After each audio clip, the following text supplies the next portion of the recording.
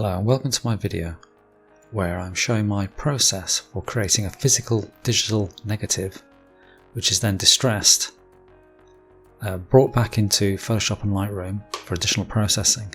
And the purpose of this is to give the impression that these images were actually old-fashioned glass plate negatives. Okay, so what I've done is I've printed out some of my images onto decal transfer paper. So basically what this lets you do is put the finished image into a bowl of water. The image will come off the paper and will be able to be transferred, literally, onto another surface like a model aeroplane or crockery or what have you. This means that the non-black areas of the images, because this is clear transfer paper, will be see-through, which will be important when we come to put this on glass and shine a light through it. Now obviously the images have been printed inverted in black and white, and they've also been mirrored as well, just in the same way that you'd expect to have to do with a conventional negative. In practice we're going to probably be printing 2 images per sheet instead of 4, but this is for test purposes. Now the next step will be to take one of the images, place it in water and then transfer it onto the glass. So for this we just use a shallow tray of tepid water. The temperature is not really important, it just affects how quickly it comes off the backing. Now this image was printed out using a laser printer and it has created a dot pattern rather than creating tones, which is probably going to come back to haunt us in a bit because it might create a moire effect or moire effect, which may be undesirable, but we'll see how we get on. It might add to it. It's all part of the process. Okay, so after a few moments the decal, the transfer if you like, will loosen from the backing.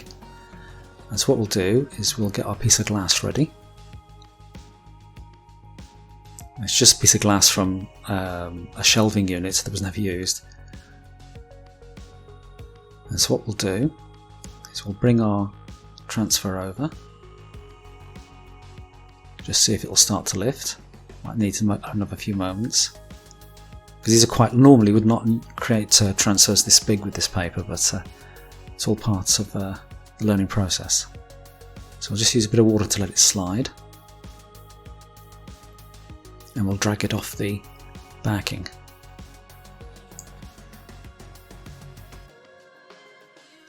Okay, so that's our transfer on the glass and we're ready for the next step of the process. Now we're going to use a sharp knife to cut up the decal to create the impression of tears or breaks to the original negative. And this is a bit of an experiment because I'm not quite sure how much damage will look good and how much will look bad, so we're just going to see what happens. Now I'm going to use some watercolour paint to sort of give the impression of the emulsion of the old negative dissolving or stains.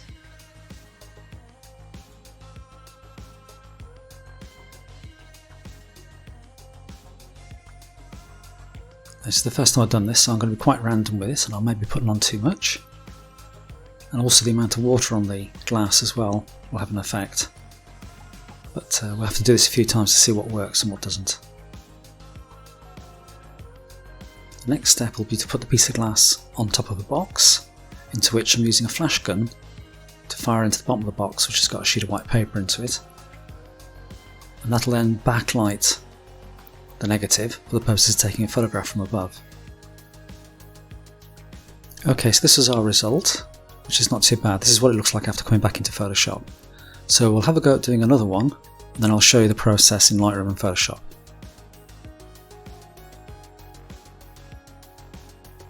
Alright, so with this image, we'll just have a quick look at this, and I'll demonstrate the dots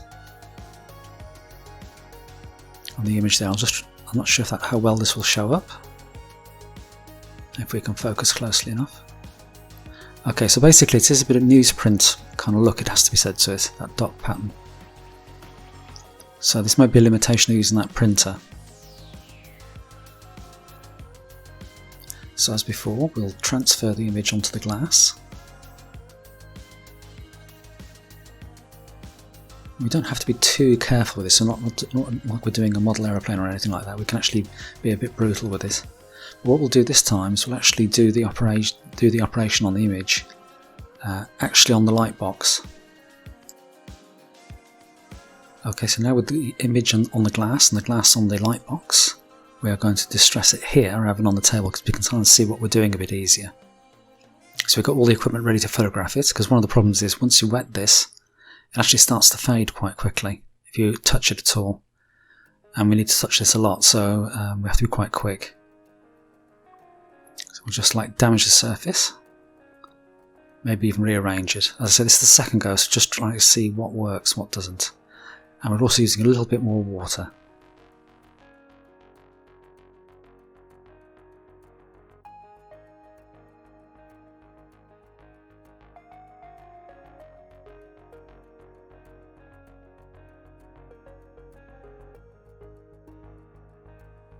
Okay, so here now we're putting a bit of black watercolour paint on. Not using acrylic, because if the acrylic dries on the glass, we'll have a bit of trouble getting it off again without scratching everything. So the watercolour is probably the easier to work with.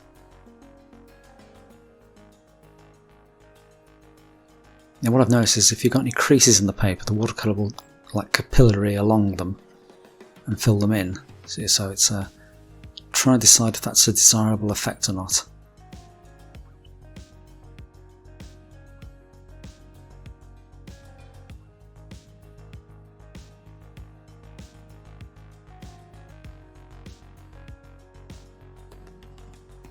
Now I'm setting up my flash to take the photograph. I already know what settings I want to use. And I'm using a radio transmitter off eBay. And I'm just going to point the flash into the bottom of the box.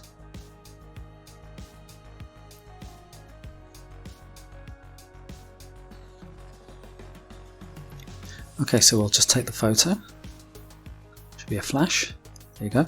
And I'll just show you the back of the camera. So okay, so you have quite an uninspiring blob. Just focus there. There you go. But now what we'll do is we'll take that into Photoshop and it'll look quite different.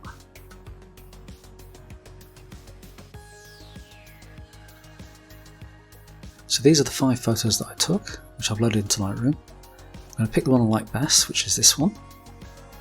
Although in reality there's not a lot of difference. So I'll open it in Photoshop.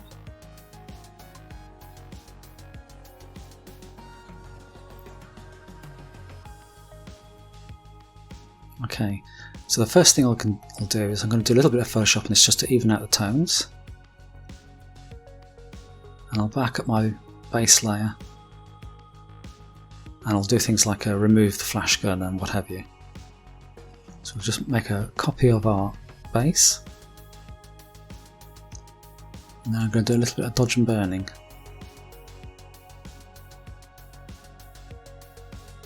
So here I'm just using dodge just to bring the back tones up at the back. There's loads of different ways you could do this in Photoshop, but I'm just going to do it like this. It's not going too far, it's just the whites that I want to burn out.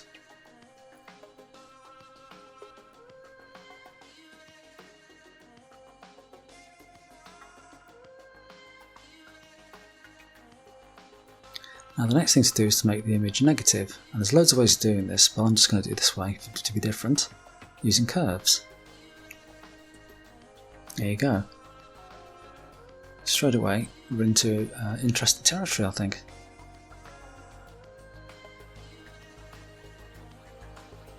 Okay, so here I'm just giving the composition a bit of a tweak. I'm just stretching the image out a bit to make it fill the frame more interestingly.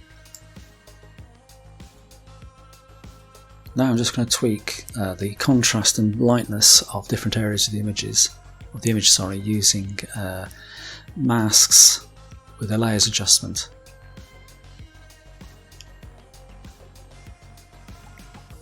So we'll see me adjusting the curve.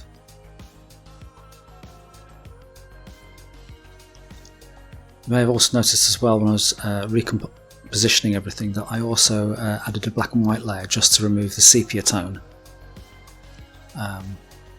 We can always put that back in later, but I think it just makes things simpler.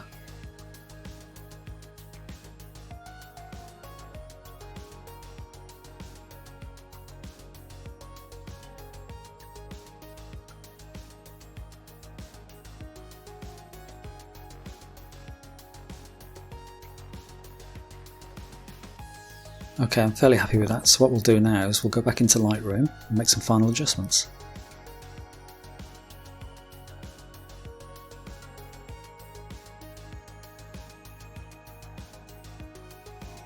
Okay, so in Lightroom, one of the nice tools of Lightroom is the clarity slider, which is basically like mid-tone contrast, but it can give you sort of a quite interesting effect sometimes. It can make things a bit grungy. Okay, so the last thing we're going to do is adjust our crop again. And the handy thing with the crop in Lightroom is that we can go back and change our minds. If we're not losing anything, if we crop, we're not destroying any pixels. Just playing around with the aspect ratio.